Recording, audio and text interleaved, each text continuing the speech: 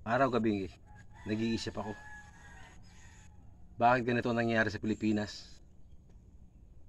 Kaya sinong upong pangulo sa ating bansa, walang pagbabago.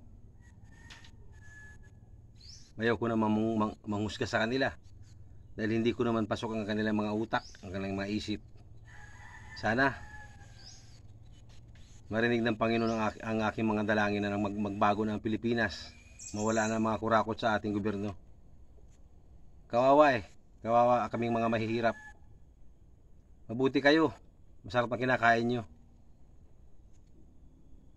Oo nga, kumakain din kami kahit paano, pero mas masarap ang kinakain nyo sa amin eh. Ganun pa man, tuloy lang ang buhay. Kasi kailangan natin bumangon kahit ang ulam natin ay talbos ng kamuti. Kahit pa gataan ng nyug ang ating ulam na may kahalong asin at kalamansi, okay na yun.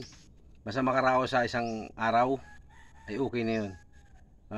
Sa ating mga nanunungkulan sa gobyerno, nawa, isa puso nyo yung mga trabaho ninyo at matakot kayo sa Panginoon Diyos.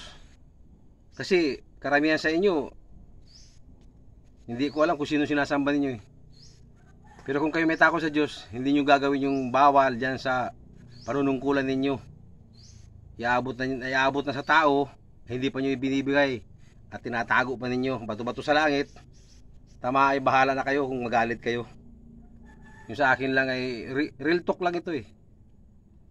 Kasi napapansin ko to eh. At lagi kong dinadalangin na magbago na ang takbo ng buong Pilipinas. At magkawala na yung mga tao na mga ganid sa gobyerno. Yun lang po at maraming salamat po sa inyong makikinig at naway maibigan po yung mga sinabi ko. At ang mga tinamaan, pasensya na kayo kasi real talk lang ito eh. Sinasabi ko lang yung nararamdaman ko.